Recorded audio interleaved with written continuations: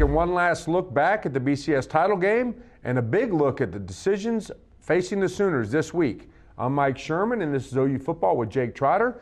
Jake, first time we've been back together since the Sooners 24-14 loss to Florida in the BCS title game. What will you remember about that game?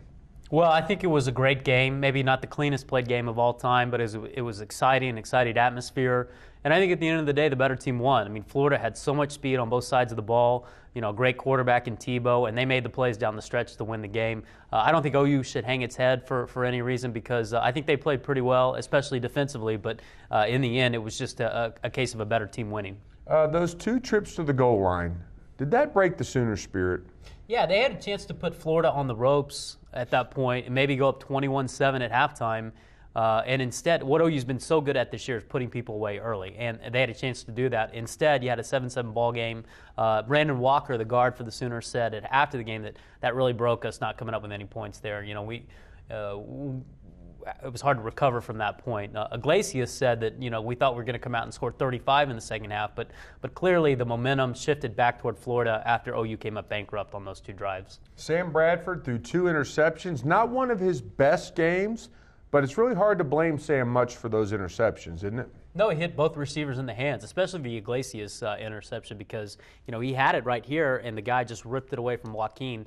No fault of Sam. I think the Manny Johnson interception, while he threw the ball relatively in a good place to Manny, hit him in the hands, it was a bad decision because even if Johnson had caught it, he would have been down at the 1 or 2 yard line and then time would have expired and they wouldn't have scored anyway. The better decision would have been in that case to just throw it out of the end zone and put Jimmy Stevens on the field. That was a pretty bold move, going for the touchdown instead of taking a sure field goal at that point. Why do you think the Sooners did it at that stage of the game?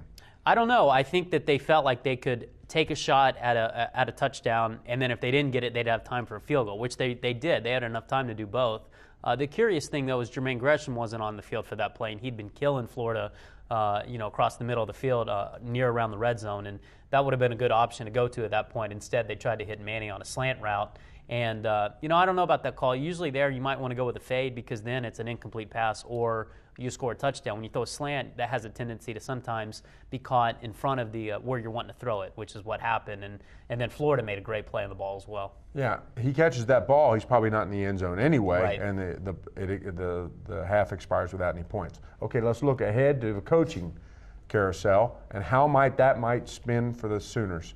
Josh Heupel, associated with offensive coordinator rumors in Minnesota, and Jay Norvell in the Boston College head coaching opening. Any chance the Sooners lose one or both of those guys? There's a chance. I'd be surprised if they lost either. I think both of them are going to be back next year. Heupel's the interesting situation. I think Norvell was just a name drop at this point, but Heupel Minnesota is very interested in Heupel being their offense coordinator. Tim Brewster, the coach there, they had a pretty good season, better than people first thought. But I think Heupel would be wise to stay, even though he was a Golden Gopher fan growing up. If this was any other job of the same caliber, I would say no, he doesn't take it. But because it's Minnesota, the team he cheered for, as a youth in Aberdeen, South Dakota, maybe that would lure him there. But I think in the end, he's going to stay here. Look at offensive coordinators at OU. They always get promoted from within. If he hangs around for a couple of years, Kevin Wilson gets a head coaching job, he'll be the next offensive coordinator too. If Norvell also leaves at some point, which I think will happen. Okay, so there's the head coaching openings in college football more or less have been filled. Is there any chance that though there's a second wave tied to the NFL that then creates opportunities for Kevin Wilson or Brent Venables?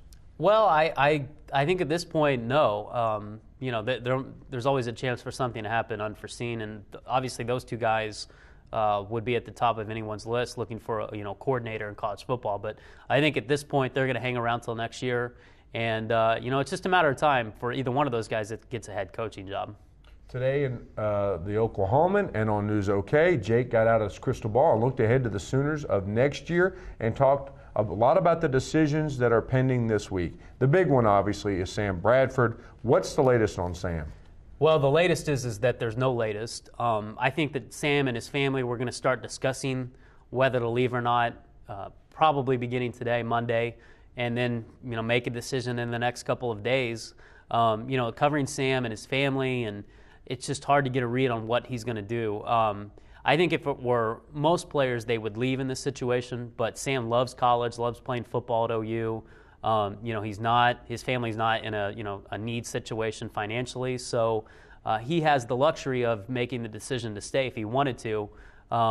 He could come back and get stronger physically. He put on 15 pounds of muscle this past offseason. Imagine what he could do with another. But he's going to have some hurdles because they replace basically the entire offensive line.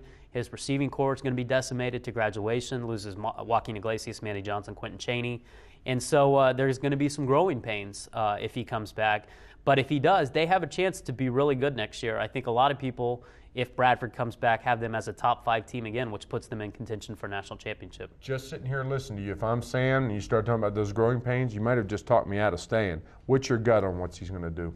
Well, I think that if I had to predict, I think Sam wants to stay. I think he would like to stay. I think he knows he has to go. When you look at the draft, he's going to be one of the top 2 quarterbacks taken at worst.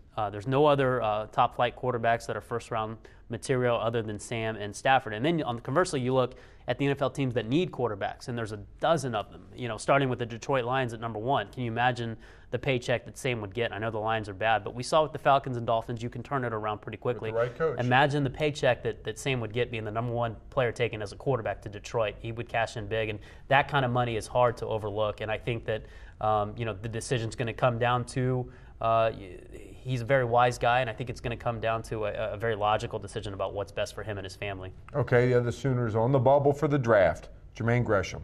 I think he's gone. Why?